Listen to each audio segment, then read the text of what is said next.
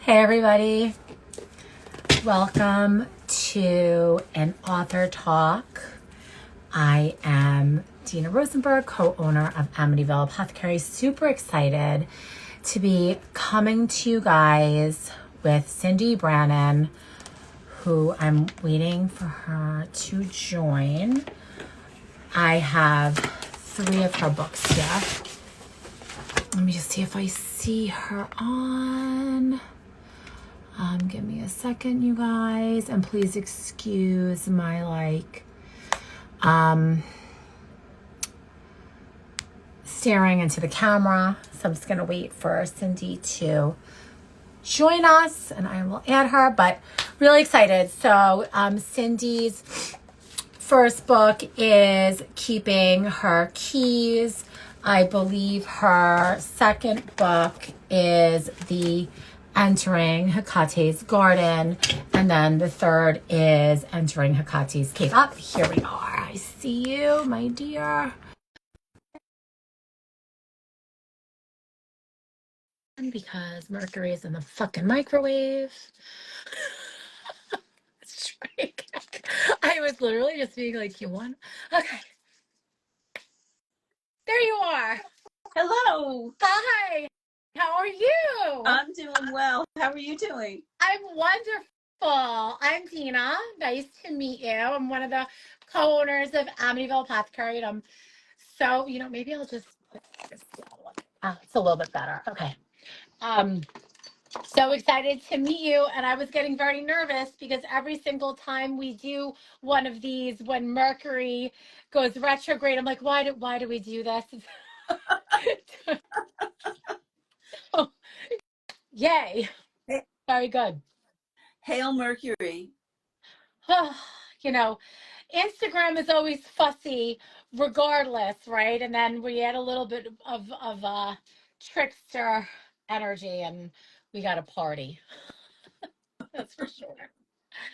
So I'm so excited to have you on.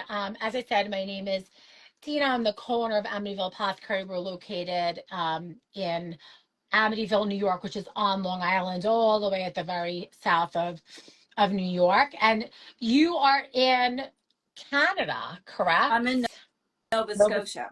Scotia. So a lot of news today of tariffs and nonsense I heard between us and Canada. Yay. Yeah. I don't know. We'll all survive, right? Another 4 years of this horribleness. Well, I mean, here's hoping. But I don't know. I just like every single day, it's like a new fun experience, right? I guess we'll all get through it together. But if anything can give us something to take our mind off of the world, it would be these beautiful books that you've birthed into the world. Well, thank you for that. I have all 3 of them here. I'm mostly through, just full disclosure, I'm halfway through Garden and Keeping Her Keys and about a quarter of the way through The Cave.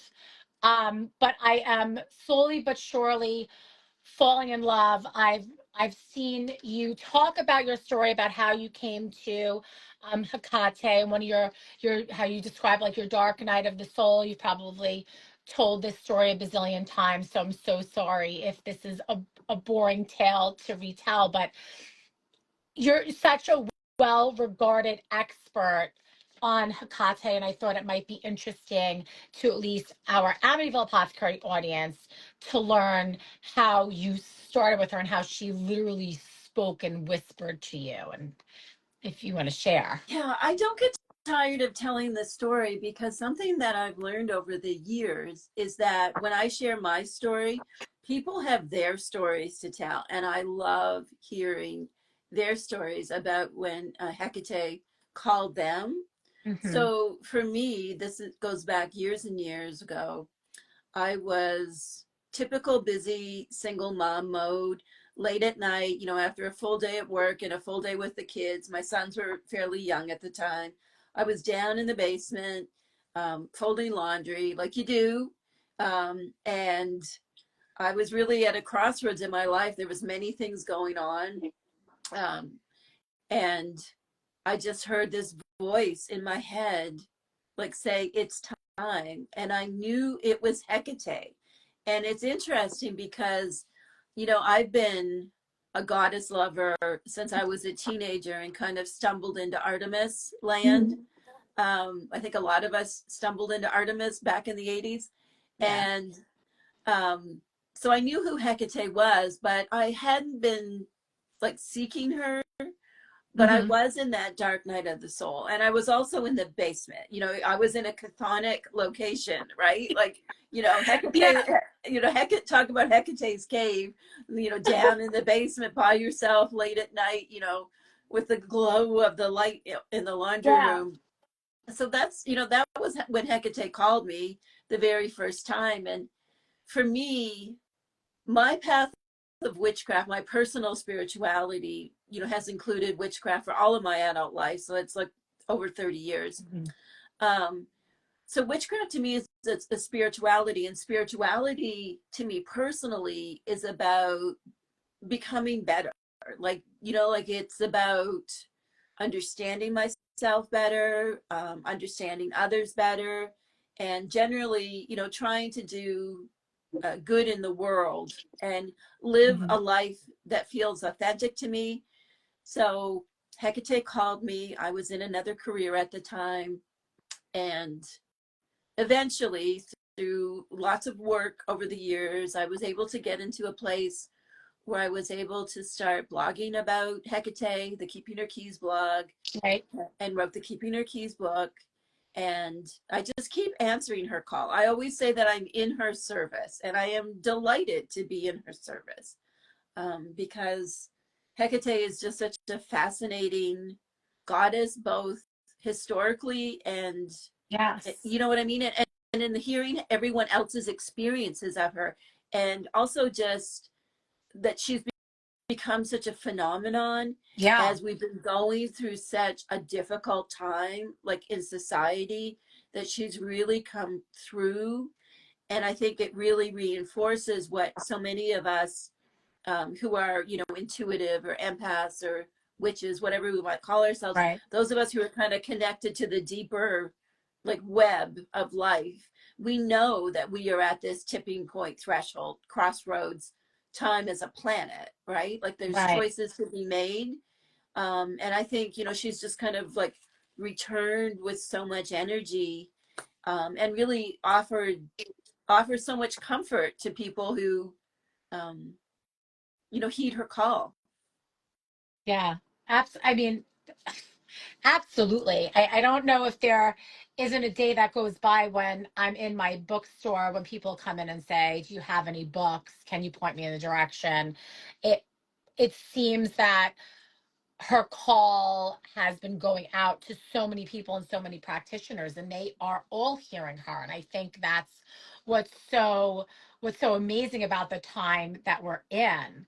I think about, as a former, history student when I was a little kid in college, you know, how we would learn of, you know, witchcraft before the internet, or how we would learn about these deities in, the 1300s, the thousands, the 500s, right? Word of mouth, through stories, through art, what have you. And now everybody is hearing the call, I think, so much faster and louder because of how interconnected we all are. It's actually amazing to witness, and people of all ages, Mm, not just young kids, not just older people, but the experiences are amazing to me. What I say, I don't know, how do you feel? um has there been a change, do you think, in the amount of people that have been interested from your first book to now, where you are now here at the end of 2024? Which every time I say that we're at the end of 2024, I can't even imagine that we're right, here. Like, right. It's like, what is I, happening? I don't know. Pluto just went into Aquarius, and it's like we're in a whole new era, and it's like, how is this happening? I don't Um, know. And then I started thinking about like how old I'll be when Pluto leaves Aquarius. It's like, let's not think about that. No, Let's not. no. I'm right there with you. You know, I have a Cap rising, so I said like this is the last time Pluto's going to be in Capricorn for 240 whatever years. I was like, well, Enjoy it. Well, I hope you enjoyed it, the Pluto cap, while it lasted. I did. I did. Many dark nights of the soul and transformations during Pluto and Capricorn, but the most amazing teachings and the transformation of who I am as a person from where I was when it started in 2008. It's wild. And that's, I mean, and that links back to your question, right? Because for Hmm. me, I often look to the stars to see, like, is there some kind of correlation between, like beyond looking at my own personal astrology, but looking at like the big global events. And I think part of this phenomenon, that is Hecate becoming so popular, but also like calling so many people. Like she's not just popular because in pop culture in that way, Right. but there's also so many, like you said, like I don't go a day when I don't get a bunch of emails from people saying like, is this Hecate? I had this dream, or this black dog showed up, or this thing happened. I was like, yes, it's Hecate. Like, trust the experience. But Yeah. looking back, to Pluto and Capricorn, I often think like, since Pluto is a generational, Pluto in a sign defines a Yeah. generation. And looking back to like, when did Hecate really come to me? It was in 2008. Wow.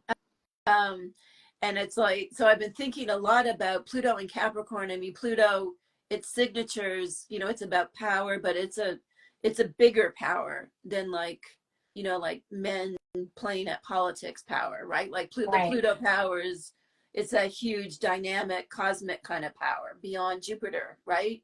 Yeah. And when I think about what are some of the things that Pluto and Capricorn brings, but it's about tradition. It's also about like changing system, like getting ready for the change, Hmm. and kind of the demolition of systems that no longer serve, which is what we've seen on the global level, right? Yeah. And now we're living with Really. a lot of this backlash because the systems did fall during Pluto and Capricorn. So there's this backlash now, which is part of the whole like age of Aquarius thing. But I think, well, wouldn't that be a perfect kind of threshold moment for Hecate to like return to eminence? Yeah. Like, Yeah. and you know what I mean? But also, like, we live in this very mercurial age of the internet, and like you said, like we can be so connected and we have access to information, and support. Like, we can have like be part of a Hecate Facebook group, Right. or whatever it is, or watch Hecate videos. So there's all that technology that also kind of got birthed during Pluto and Capricorn in a big way. The internet obviously existed before 2008, but I think that's around the time that Instagram even started. It Yeah. really took off, right? Like, was around Yeah, 2000. social media really started to explode around that time. So yeah, I mean, it's so funny because as I was reading earlier over the past couple of days and preparing for this conversation with you, it always, it's always a marvel for me where, you get an idea or a whim. So I'm reading and I'm, you know, reading through your in keeping her keys, the epithets of all of her different names or all of her different faces and all of her different iterations and how she presents. And I was thinking, oh, that's really reminiscent of the Blessed Mother, Mhm. right? I'm like, oh, that's so interesting. And then I keep reading and I'm in the garden book and how you have the 39 herbs, the 13 times 3. And I'm like, oh, the number 13. That's also the Blessed Mother's number. So now, of course, like I'm Googling and trying to like cross-reference, because it's also connected and how much as Christianity was sort of sweeping through, how all of the old ways and the old tales and the old traditions started to become co-opted and interwoven with Christian lore. And like that is so interesting. It's so fascinating, right? Like that, like a lot of times, and a lot of my work is on reclaiming the sacred feminine, and Yeah. and then elevating it. For me, obviously, I focus mainly on Hecate, but it's about being in her service, like service to the Yeah. divine feminine. And when you mentioned the Blessed Mother, my mind immediately goes back like 4,000 years ago, 3,000 years ago, to the earliest records about Hecate, and that she was a great mother figure, Yeah. and like you said, she may have been called different things, and then Christianity came along, and the Blessed Mother took many of those attributes, and they were Yeah. redefined, reshaped Yeah. in a way that they became at least semi-acceptable. But also, we were talking today, and my partner Kristen said something really interesting about, how women in the past would hide behind their religion. So they had Yeah. they did the craft, right?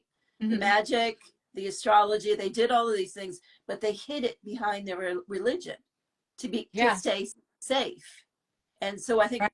what's really interesting in the times that we live in is that we don't have to hide it anymore. Right. Well, for now. For now. So that's why we need to keep the fight up, right? Like Exactly. keep pushing, like no going back, because Absolutely. we gained Absolutely. all this ground, and we're not giving it up. No way. And I think what I also really appreciate, and I know I'm sort of like twisting this conversation like we're on this, meandering river here, but I really we gained all this grounds. We don't want to give it up, but also using this work and being in her service to use it as ways to better understand our own sacred feminine within us and get to know ourselves better. Like you said, in all of your works, like to to to know who you are, to stand in integrity with yourself, to have your own sovereignty, to have your own passion, to have your own strength. Like I think that so many and to use magic and magical practices as that sort of bridge between self-help and psychology to come back into wholeness with yourself. And I know that you're a doctor of psychology, and so I just the intersection of magic and psychology is the most fascinating place for me, because I really do think it bridges the gap between in the old days when it was mainline religion, and you would go to your priest or to your rabbi, you say this is my problem, and they would give you the solution. Now we're looking inward, and we're sort of like doing that work, that great work on our own. I think that's so important. And, I mean, I've been doing this for quite some time now. And, when you said about how have things shifted since I first got started, Hmm. especially publicly writing and teaching about Hecate, but also just like going back to the early days, when I would go to like pagan meetups, and I would be talking about, psychology or personal development work, and linking that with Hecate, like I was the one in the field by myself. You know what I Mm. mean? Like at the time, people weren't really that open to it, but being, I have like 7 Gemini placements, so it's hard to shut me up. Yeah. And I Sure. just kept talking. You know what I Yeah. mean? I just kept talking. And, over time, I think people have really learned that we can't rely on like the institutions around us to save us, that we have to save ourselves. And I think this is what people like we keep learning it again and again and again, right? Yes. You can't trust the government, you can't trust politicians. Like we have to find a way to save ourselves. And psychology offers us a lot of really valuable tools. And Hmm. and I abide at the crossroad of psychology and the deeper world. Um, Sometimes I Yeah. remember years ago, someone commented on one of my early blogs because there was this big argument people were really upset that I was bringing in so much psychology to writing about Hecate. Yeah. And someone said, someone gave me some really great advice. They said, you're always going to have people on either side of what you do who are critical of you, because you do abide at that crossroads, right? Like, Yeah. mainstream psychology says, my work is too out there. And then sometimes in the witchcraft world or the pagan world, people are like, why are you bringing in all of this self-help stuff to something sacred? But to me, they go together, because the mission for me is my own personal wholeness, like my own healing journey. And I'm glad that my work is resonating with you. And Yes. I think, you know, when you own a metaphysical shop and you receive people into the store, for some people they don't get that, right? It's the same like if you've been in in practice with people in therapy, and you're seeing people and you're interacting with them either in person or one on one. I think it gives you a different perspective. Hold on. One of my hounds is begging to enter. well, of course. Both of them. I have two, by the Well, way. we're talking about Hecate, so of course the hounds have to appear. Hounds are in. They're blonde like me though. They're not black hounds. They're blonde like me. So you know how you turn into your dogs, or your Yes, dogs turn into you, and I'm yes. sure you're hearing my very Long Island, New York accent as I say dog. Um, but so when okay, shoving themselves under the desk. Here we go. Um, a lot of people have a lot of frustration because I think they just want to feel comfortable in their own skin, and they're looking either for permission, or they're looking for somebody to say, yes, it's okay to do this. And I think that's really why what you're doing here is so important by infusing the two, because I think you need to have magic with the mundane, Mm-hmm. because we're all a little magical. Mm-hmm. We're not just perfect little automatons going through life, and I'm gonna take these pills and do what my therapist says and everything's gonna be okay. I mean, I wish it worked that way, but we have to figure it out and do the work ourselves. That's so true. And that's what I noticed too, like in the work that I used to do with children and women. Like, I'm just referencing back to the work I did with postpartum depression Yeah. and PTSD and caregiving, and like, and teaching them really great skills, right? Cognitive behavioral Mhm. skills, or dialectical behavioral skills, and that which help them. But at the same time, it's kind of really flat, because we all need magic. Yeah.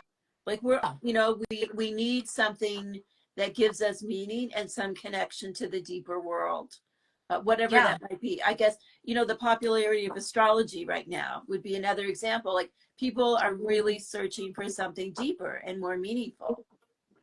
Yeah, because again, like the as above, so below, as within, so without, we're looking for something deeper because we're looking for deeper meaning within ourselves. So as we're searching out, we're searching deeper in. And it's just so beautiful to have your I okay. This is not me fangirling on you, although I feel like I am a little bit. We sell a lot of books. We do. We sell a lot of books, and a lot of books come through. And as I was reading and looking at the rituals that you put together, the spells that you've put together, and the explanations you put together, like, they're fantastic. They're deep. They are not surface level. They are fully explained. They are meaningful. They resonate with me very deeply, but they're attainable. So sometimes you find spell works and they're very, very heady and ceremonial, and it's like, this is really beautiful, but I'm a mom and I have kids, and I'm running a business, and I don't know how I'm supposed to. It almost feels like more pressure to put on yourself, that Right. like, this is really nice, but it's not attainable for me because I just don't have the time or what have you. But what you're the pathways that you're describing is such an amazing combination of the two, of being attainable but being complex also, and deep and meaningful. I don't know if that Thanks. makes sense.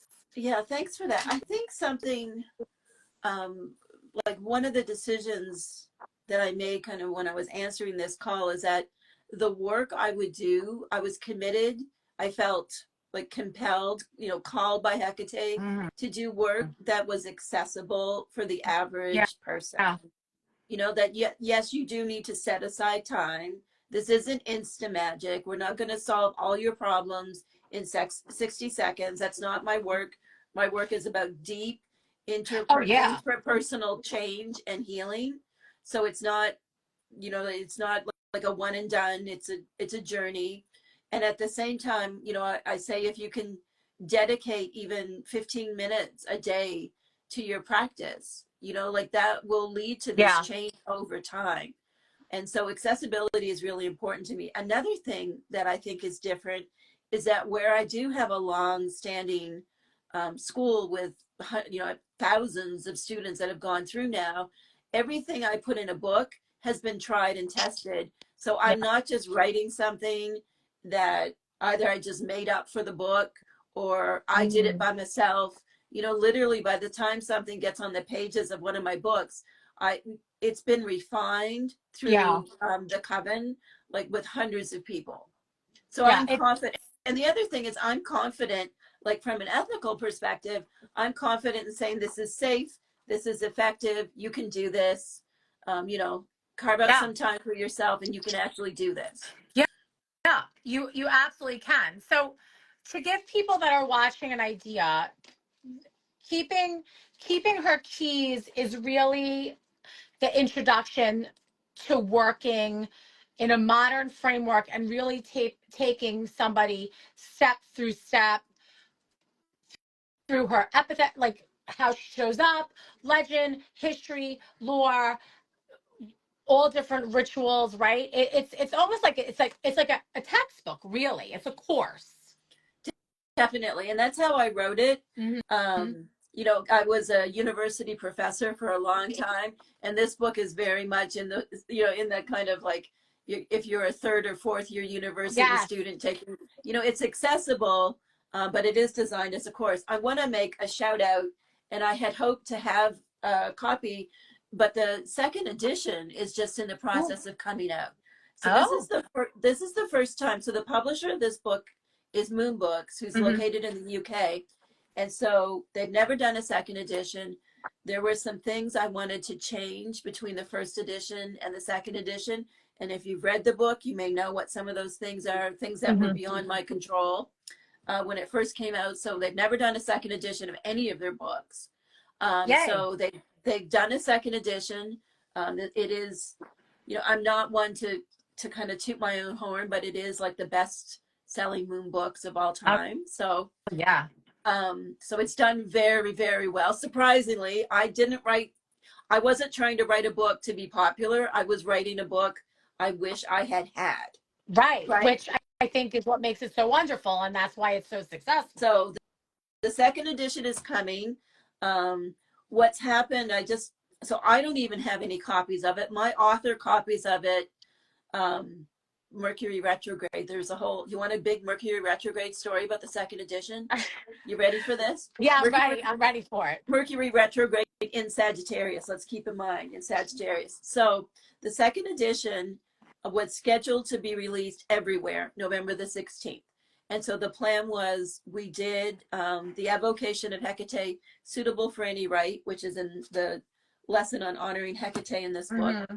We did that on November 16th, Hecate's Night. It's a modern celebration. Happened to also be around the time of the Taurus full moon this year, which was interesting. So I was like, where are my books? This ritual is coming up. My books aren't here. Right. So they're like, we're gonna send them to you super fast. Like you'll get them in time. So they come. I'm so excited. I'm like unboxing them. I'm like, these are the first edition. They sent me a box of the first edition. So I got a hold of the publisher, and the rep said, oh, well, we'll get them sent out to you right away. And then he emailed me back and he said, the National Book Network, the distributor and the printer Yeah. of the books, he said they have completely sold out of the second edition already in terms of stocking bookstores and like the big Hey. retailers. So there were none left for me. So I Oh don't even my have goodness. a copy of it. So they are coming, like the big booksellers will have them soon. So look on, those. Yeah. I mean, we want to encourage everyone to shop local independent ones. So if you have the first edition there, I I those are think we limited have edition because they will be phased out as the second edition, becomes more available. So if you've I got think first these were editions, the first yeah, editions because and we did just get these, but I do think these are the first they the editions still. yeah, they say so. It says second edition Oh. here, and the cover's a Oh yeah. little bit different. Yes. Okay. So these are the first editions. So okay, it's going to be a collector's item. It's going to be you're right. It's going to be a collector's item. Get it while you can. That's Um, that's that. That's actually very funny because Mercury is in retrograde, and I was reading as I just happened to be going through entering Hecate's garden. Up, somebody said, "May I ask what differences will there be between the first and the second?" Somebody asked. sure. So in the first one, there were some issues with the copy editing. So if you read the first one, we went back and just did a whole re-edit with the new copy editor. Everything's a little bit more fluid. Some sections got expanded, some were just changed up a little bit. So it's overall the lessons are the same. Mm-hmm. About a third of the book maybe is a little bit different, but no, nothing. There's no new exercises, and no exercises were taken out. It was Okay. basically a process of really like fine tuning the whole thing. I wanted it. This book is really important to me, and it's important. It's my offering to Hecate, and I wanted to. I felt like there was work to be done in it, so I'm I'm excited glad that the that second they edition were is coming. open to a second edition, especially if they hadn't done one before. So that's amazing that they were open to that. And you know, Yeah, Mercury retrograde aside. Moon Books has been absolutely fantastic. I have to give them a shout out. The Keeping Her Keys book was rejected by many, many, many publishers before Moon Books was willing to take a chance on it. But it's worked out for both of Yeah, us. it's amazing. I was reading, entering Hecate's garden. You guys cannot be barking. It's not. Hey, I'm sorry. Hey, do you want to make your face shown to everybody, or are you going to get out of here? That's the puppy. He's only a year old, and he's a little French. What's his name? Okay. His What's name is his name is Jinx, Jinx, which probably cursed me when I named him that because he is very Jinx like. he's very here, Where show is your he? little face. Oh, There he here is. he is. Oh, look at him. He's very cute, but he's very naughty. Um yeah, Danielle, my business partner, she said we've been carrying this book for some time. It's very popular. It is. We have hundreds of titles, and our bookstore isn't gigantic. We do sell through books very quickly, but Keeping Her Keys is one that we keep on the shelves. And then we've also, Hecate's Garden and The Cave have also just followed up. So we've constantly had them on the shelf. Somebody asked, did the first edition happen to be rejected 13 times? Somebody asked. I don't know, but maybe I'd have to think about it. It was rejected a lot. I wouldn't be surprised if Yeah. it was 13 times. Yeah. Um that would be one of those little winks. So when I was looking through the garden and taking notes, I'm gonna knock this dog out. Oh, don't I worry about was looking at I wrote down page 129 because when I was reading through fennel, and I love fennel as somebody with Italian heritage, it. fennel Yeah. is something that we love, right? But I but what I love about it is a Mercury retrograde antidote in the book, and I was like, I have to make this. Oh, the Rixapile on crossing tincture. Yeah, amazing. I was like this, and it's so funny. It just, there are no coincidences in life, as we all know, Yeah. in this path that I would just sort of be going through. I'm like, let me just, you know, go through and just look and see. And I just like, oh, fennel. I love fennel. And there it is. I'm like, this is amazing. And so this is a tried and true one, isn't it? I'm Yeah. not. Kristen's sitting over here, and she's like smiling because we're talking about the Rixapili on crossing tincture. Because I was just saying to her earlier today, because we've been having some issues with the website and this business with the book, and I'm like, we got to get ourselves into some Mercury magic and hail Mercury and fix Here you things up. go. And it's like they're all like, I wrote it. So this is one. Kristen's done it a bunch of times. I've done this spell. It's popular, with students, and it's really simple. Fennel, which we love fennel for all of its clarity and communicative properties. It also smells great. Yes. So this is just a really great little spell, and especially if someone is new to doing botanical witchcraft or Hmm. pharmakeia, as I write about, call it in this book. Hmm. Um, this is a great introduction to making a tincture because I know it can be intimidating for the Yes. first time. Like if you're new to making tinctures, this is really simple and works. Yeah. We're going to get to this tomorrow. We have a full, um, you know, a full selection of herbs that we pack in store. So we have fennel. So that's it. We're gonna do this tomorrow. And I always say to sing the spells to life. I love to sing my spells to life or speak the spell to life because fennel, of course, is all about communication. Yeah. Um, Yes. and the more you talk to your fennel, the more it will respond. Oh, I really I like that. love And that. you can use the bulb or stems. If you don't have seeds, you can just go to the supermarket and get a Mm. fennel bulb and shave off a little bit of the frilly parts, and use that in the spell if you Yeah. don't want to use the seeds for whatever reason. Rixapile is a title of Hecate that I translate in the modern sense to mean the breaker Hmm. of chains. So it's Yes. all about freedom. I loved that when I saw the breaker of chains. I was like, oh, this is a beautiful recipe. I'm very excited for this one. Vinny, who works for us, says with some eyeballs, let's do it. I love that tincture. When I need to add some extra love to my communication issues, I add some wild rose. Dragon Moonfire says. And we love wild rose. Hecate is so associated with roses from Mm. antiquity. Roses were really important in funerary rites, and of course, Hecate is psychopomp, what Hmm. the one who would help souls go to the other side. So she's got that association with roses. And then in an ancient channel text called the Chaldean Oracles, she's referred to as the fiery rose of creation. So Yeah, we absolutely love wild roses. And where I live, we have a lot of wild roses. I am beautiful. wearing, can you see what I'm wearing? So this, um, the Blessed Mother, Yes, this is an actual rosary made out of wild rose roses. beads. Yeah, beautiful. So That yeah, is we love beautiful. roses. It's so funny. So anybody that's watching, that's like Danielle or Vinny from the shop. I don't know who else is on.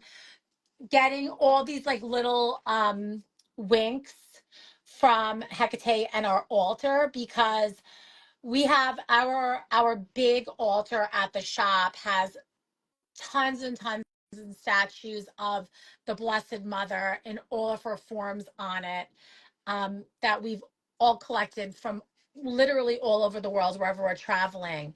Yeah, Vinny says yes. Right now there are two beautiful vases, and there are in one of them 13 white roses, and in the other 13 red roses. And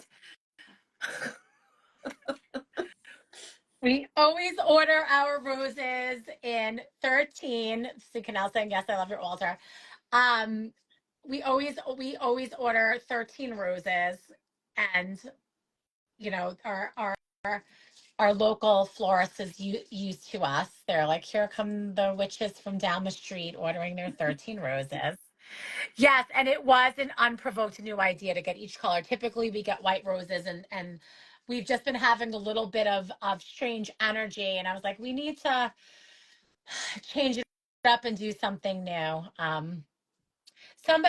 Okay. Esther Marie says, I sometimes feel like a terrible witch because I know so little about Hecate. And I think, Esther Marie, that's okay because you don't need to feel terrible because you can know so much about her From the with these books. books.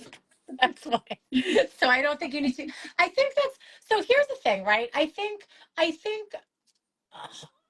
social media is beautiful. We're all getting together. We get to have these conversations. We get to be in community with each other. We get to have these virtual conversations and virtual covens, et cetera, et cetera.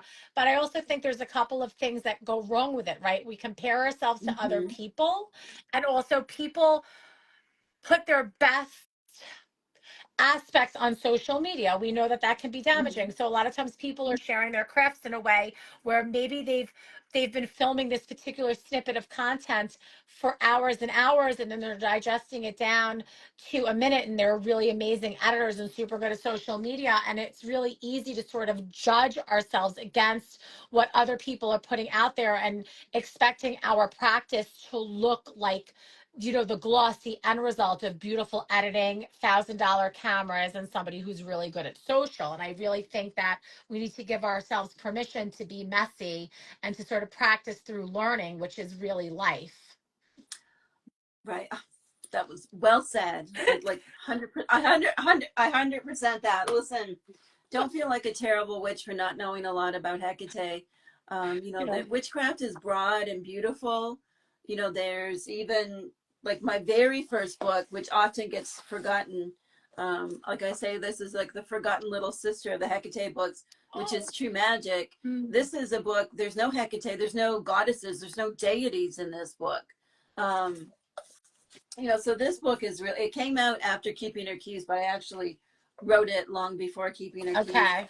Um, so you don't, Is True Magic also National Book it Network? is. It is. Okay. That one kind of gets forgotten about. But it's a simple system for those who maybe aren't called to work with deities, or, it's more elemental, more planet. It's organized around the original sacred seven, the seven planets. Yeah, That's the I system for actually this book. I just wrote that down. True Magic is amazing. Also, I loved it. I just wrote that down, and we're gonna get that title and bring that in because not like somebody said, not everybody is called to work. Like so, I'm feeding Ginger the cat says it's important to know that not every witch follows Hecate or any deity. But what's so great about the internet is that you can learn a lot about many different deities relatively easy. And I agree. I don't, you know. I always say, because everybody's so interested, when people walk into the shop, like what do you do? And I'm always like sort of like reluctant to tell anybody because it's chaotic and messy. And as I said, I have kids, and you just heard my dogs barking at me, and I'm lucky I could calm my mind for a second.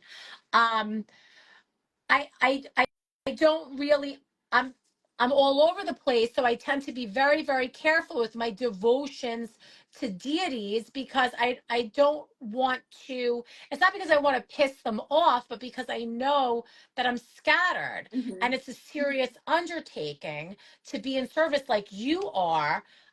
Right now I don't have that ability. However, that's not to say that maybe some point in the future my ability to have that dedication will change. I'm giving myself grace in this time of my life. I think that's so important. My sons were younger once, and I didn't have the time that I have now. They're now, my youngest one is 19. Yeah, So I have more time to be in her service. And right. I think like just living your life, like running the shop and being a place, a safe space for people to come, like that's in her service. You are in her Right. service, right? Oh, I love that. That made me that. See, Danielle, we're in our service. The commitment to a deity for multiple deities is sometimes daunting. I agree, and I think it's a serious commitment that shouldn't be taken lightly. A lot of little young kids. I love them. The 12-year-olds, the 13-year-olds. They're little, and they're like, I want to work with a deity, and I'm like, let's not do that right now. Let's just find ourselves and planets, elements, really, because, you're not going to want to be wearing the same outfits in 3 years. Yes. You know, and not to say that there are people that have a calling on their heart that have it their life long, but I do think we have to sometimes be super honest with ourselves. For sure, I feel this. Yeah, everybody find yourself. People are so cute. I love everybody. So Danielle, we definitely have to order True Magic. We have to have that book. So we're gonna get that in. Oh, the Okay. baby witches. Yes, our little babies, and we love them all. And we do love being a safe space for all of our little witches. That there's nothing more magical than all the little baby witches that come into the shop looking for direction, and they're a little scared because like maybe their parents or their family of origin isn't like super accepting about it, and we can sort of be that safe space for them. It's actually my favorite thing. Oh, excuse me. Yeah, I mean, it's amazing. I think, like, I know you're saying that your life is so busy, but what you do is service, right, to the Oh, community. thank So don't be so, give yourself that mercy. You said you're being you. graceful to yourself. Yeah. Just look at what you're doing. Your life. I like to say, like, my life is a ritual, like, and it doesn't need to be every day that we're Yeah. doing, very specific procedures. It can be like life is ritual, Yeah. that by living a decent life and creating safe spaces for others to explore their own witchiness and their own path. Yeah. I think that's the ultimate service. It seems like actually the ultimate gift for me to be able to be in that service. When we were little witchlings, we didn't have access to so much information. No, we didn't. There was no internet. There was, remember being a kid and you would wonder about something and you just wonder about it until you found somebody that knew the answer, or you could get to a library that had the book. I was going to say, you snuck off to the library and we're creeping around the occult section to see what they have, and looking in the Scott Cunningham Yes. books, at least for me, looking in the Scott Cunningham books and being like, oh, here's the answer, like, oh. So I mean, it's so Yeah. different today. And at the same time, like, to loop back to what you were saying about how when professional content makers, when they put these videos up there, it is like so much expertise and money and so much goes into Mhm. anything that you see. Don't let that intimidate you, because there are so many books and everything is so available. Also, don't let that limit your creativity, because for me, above all else, witchcraft is like sacred creativity. Yeah. It is like the little teenage me who was like running around in the woods with her sticks and her leaves, trying to put spells together with like a piece of ribbon, tying things together, and not really having the internet or books or anything, but just knowing that magic was something that was alive in me Yeah. and I needed to express it somehow. I mean, and that's, I think that's how a lot of us who were called or born this way before the internet, that's what we were Yeah. doing with little collections of things that we would find. So, Yes. That is, you're describing my youth, Danielle's, very, very similar. That's what we would do. We would just be outside. Oh, me too. I was buying Raymond Buckland books at 12. I oh love yeah. that. The Witch Scholar. Oh my goodness. So talk to me about entering Hekate's cave. More shadow work, more introspection. What was like, what was the driving force behind this work? So this book, which I really appreciate, Yeah. my publisher Wiser and my editor Judica Illes for taking a chance on this book, because you're reading it. It's a very, very different book than any other witchcraft Mm-hmm. books. Just in the same way that Keeping Your Keys was different in its time. Since it's come out, there's more and more books that seem to follow that format. Yeah. But Entering Hecate's Cave is really shadow healing work. What drove me to do it was that I was teaching a course called Lympatia which means the torchbearer. And we were doing all of this deep shadow work, you know, in small groups. And I just felt compelled to present it in a book form so people could do this work Mm-hmm. on, you know, themselves. For a lot of people, depth psychology, going for that type of therapy is not possible because it's so expensive, rightfully Yeah. so. Um, so so that was the motivation for the book, was that there was an existing course. People were really finding a lot of healing through the course. It was a year-long course, and and then it just felt like that's what Hecate wanted it to be a book. But there's so much in this book. It covers archetypes and dreams. Yeah. There's so many different things. It's not like a book of shadows. It's not about this ritual for this purpose or whatever. It's like a program that leads you through a series of three really deep rituals, called the Rituals of the Sacred Cave. And the whole book kind of supports the reader's journey, um, like building to and then after those three rituals. And it goes through this whole series. I mean, in the coven, we do it over the course of a year. People can work at their own pace. And I was really initially inspired just by dreams and experiences linked to the rituals at Eleusis. So these were rituals, and we're getting into the Great Mother because, of course, Demeter was another expression of the Great Mother. And then Mm-hmm. in that area, when Christianity took hold, Demeter, with a lot of the rites associated with Demeter, became associated with a local saint and also the Great Mother in that area that's north of Athens. Mm-hmm. So in the rituals at Eleusis, this was a series of, there were two different series. One was done in Athens and one was done in this town north of Athens. And it consisted of three parts. So one part was like what we would call today like a cleansing or a purification.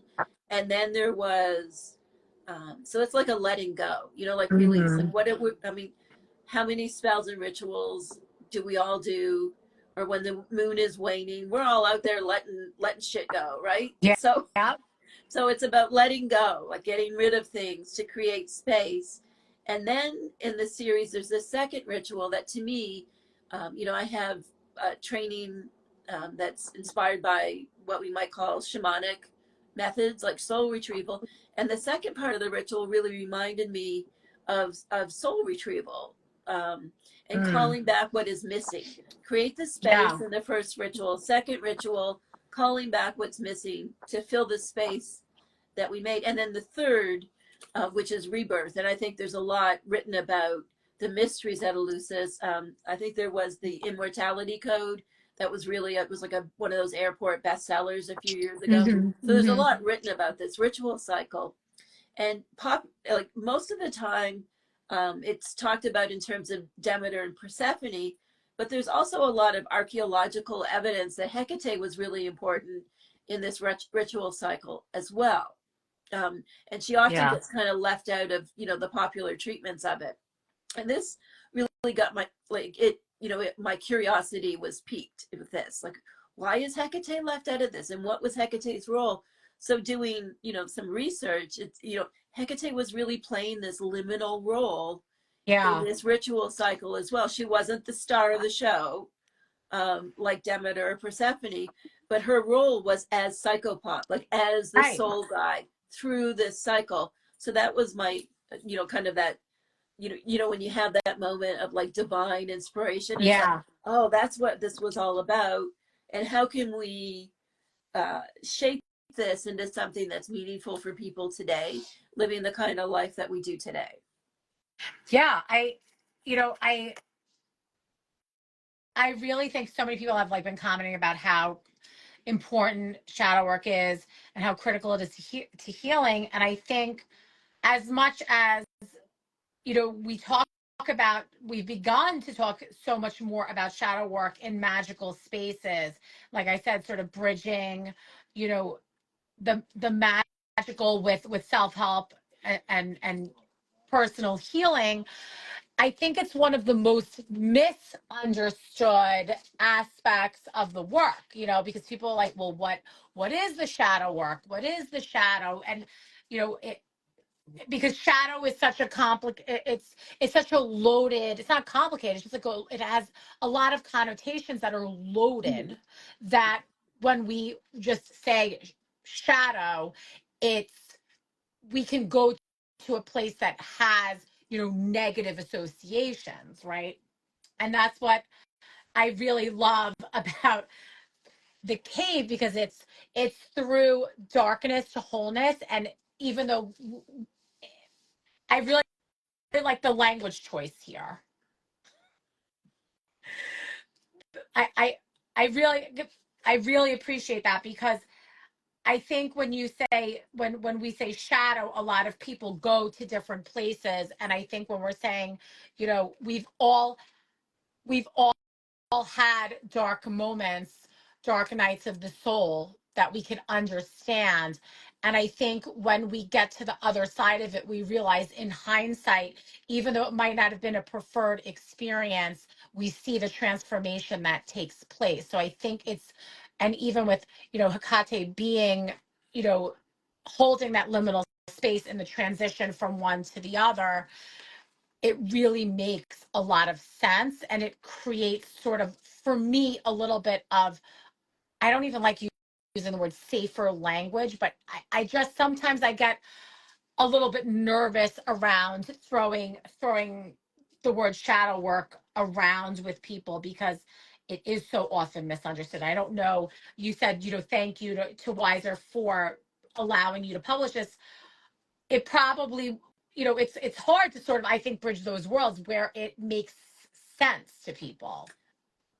I think that's true. And I like how you were talking about how shadow work can sometimes be, like, I think it can also be confusing to people, Yeah.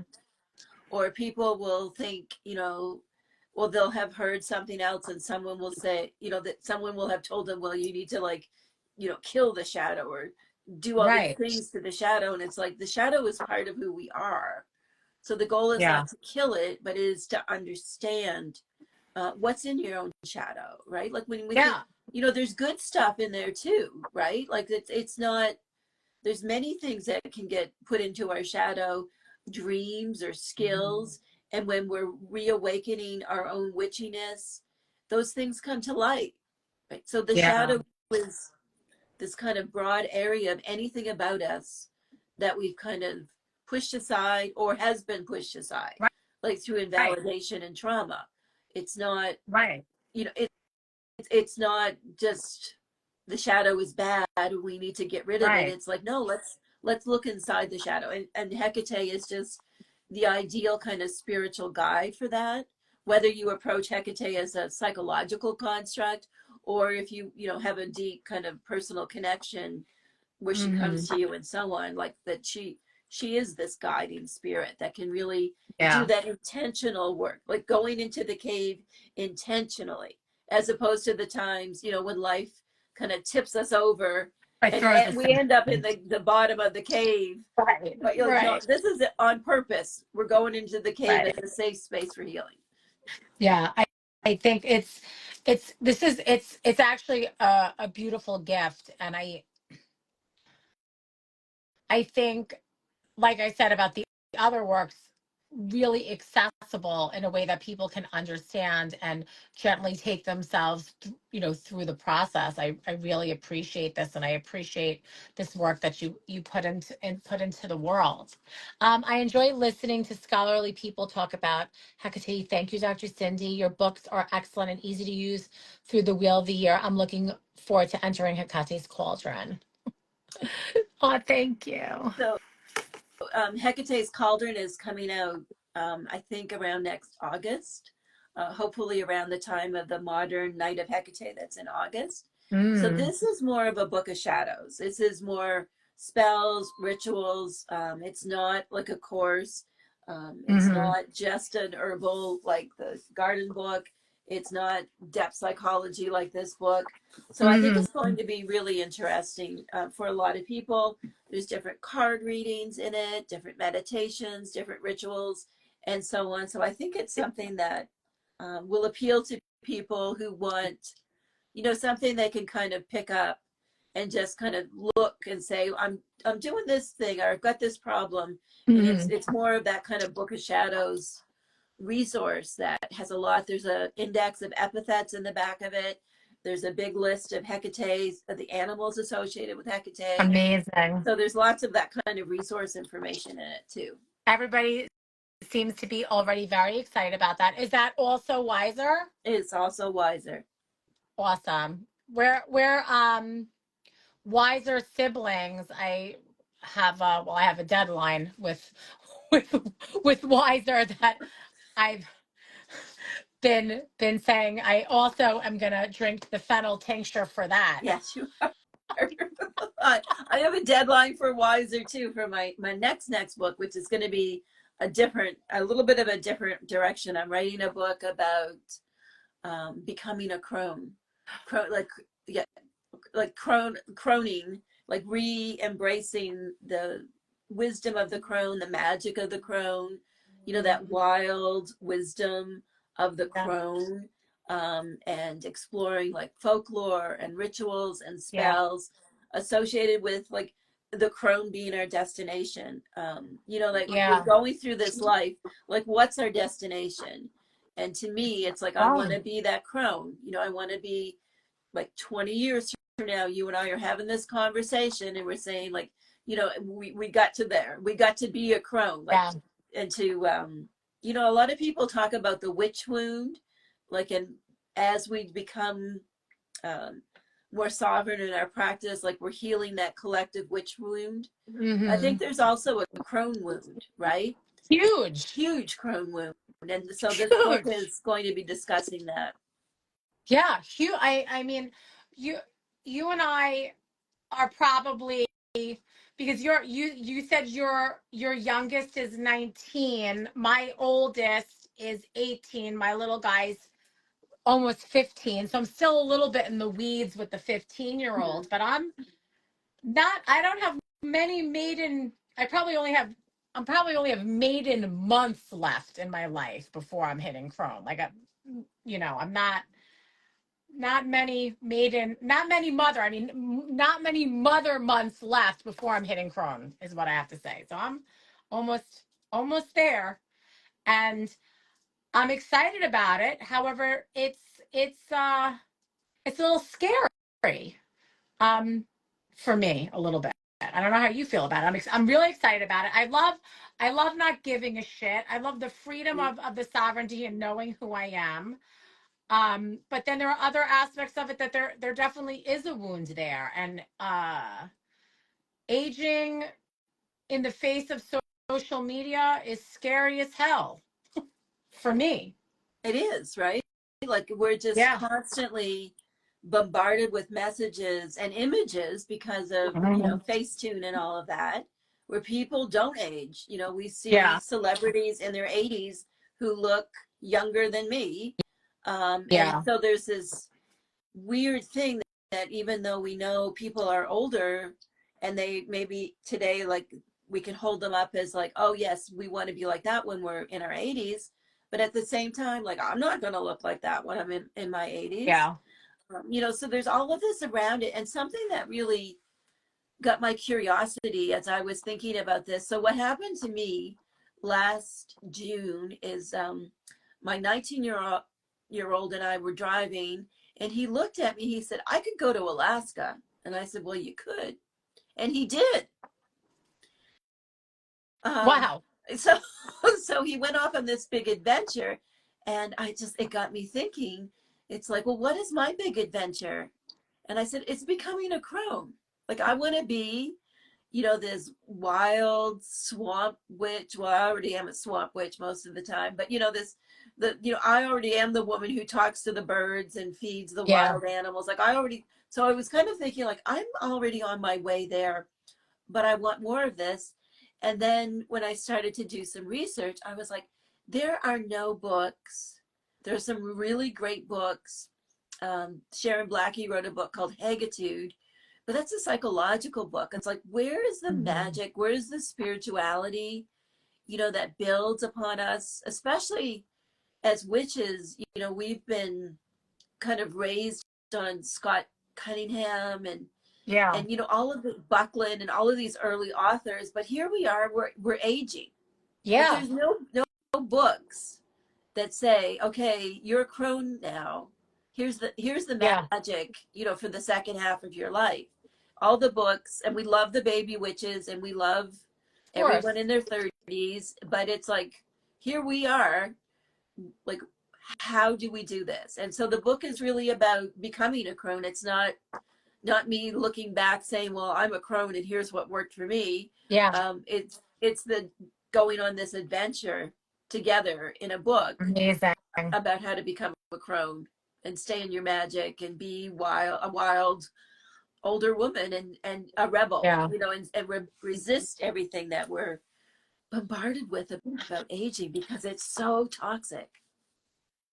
So, oh, everything about it, it's so interesting, and it so either now, aging is something that we're not allowed to do, right? Not allowed to do, or when I think about the the crones and the older women in my life when I was, 25 or a maiden and really young, the crones always had short hair. They weren't allowed, like, nobody had long hair. Nobody, like, they would do like that curl and set short thing, and, very golden girls. And I, don't want that either. It's so interesting. So, like, where's the middle ground where you could be you, where you're aging, but then you're also not like relegated to quote unquote like the old lady costume either, whatever the hell that is. But I'm excited for the crone. This is gonna I'm be excited for the good crone and too. super important. Thank you for taking this on for all of us Gen X soon to be crones. Right, this is our book. And also, though, if someone's in their 20s, the crone as a destination. Like Hmm. we say, like, what is our, like, if life is a journey, where are we all going? Yeah. And I'm saying, like, for us, and the crone is obviously a feminine archetype, but I think it can apply to any gender. The crone is Yeah. Baba Yaga, or Hecate is often depicted as a crone. All Yeah. of those stories, from different cultures, about these wise, wild women who don't conform and who age without being, kind of like you said, like doing the short, the Tony per. I always think of the Tony perms, the short Tony perms, Yeah. right? And the stretchy pants. Well, I like my stretchy pants. Yeah. I'm keeping those. But Right, but but yeah, to age like how you want to age yourself without yeah, apology. without apology. Yeah. And I I think think it's a chance for us to kind of blaze a trail. You know what I uh, mean? Like, going forward as this, like, those of us who are at this age, this threshold, like for the younger witches just coming up, it's also a chance for us to say, this is how we're doing it. Like, we're embracing it. yeah. We're not pretending to be 30 anymore. Yeah. We're embracing who we are. I think Selena Fox is a great example of this. Judica Ill is my editor. Like, she's an Mhm. amazing woman. So there's lots of great examples out there of crones, and I mean, you Oh can look for yeah. them. Yeah. This is great. Well, I want to thank you so much for taking the time to talk to us about all your amazing works. You guys, we have all of Dr. Cyndi Brannen's books available at shop.amityvilleapothecary.com. They're finding their way into our blind date with a book. Oh yes, we can have tattoos. I'm still working on all my tattoos, and I'm Yeah. almost 50. So I Book know plates. I'm sending book plates, so I just wanted everybody to know that they're all being charged. Oh my gosh, you are amazing. So we've got them Thank you so charging, and we've got, I guess for someone, we'll let you figure this out, but we're putting together a limited run of Hecate sigil necklaces. So I'll stick much. one of those in the box, and you can give those, you can select Amazing. someone. And they have these cool little we did these little matchbooks Ah, with I'll show you what they are, how cool. with little bay laurel Ah, divination. So they're epithets ah, of Hecate. So, amazing. so it's a little bit of divination. Have to have a little bit of divination and stuff. Yes. So we'll get that Like as sent down to you. There is this Mercury retrograde. postal Canada Post is on strike, strike, right? so we'll get it. We'll figure It, out how to get it sent to you. we'll get it there. You might have to drive it down to New York. Well, that segues into if you ever want to come down, we're about an hour outside of New York City. So if you're ever coming down to New York City, you want to take a vacation and you want to come hang out, it is y'all are welcome anytime. Open door policy. It was just so amazing to talk to you. So thankful for your time and so appreciative, of you and your work, and so excited for all the work to come. Thank you so much. We really appreciate All you. right. Oh, thank you so much for having me. This was great fun. Good night. Good night.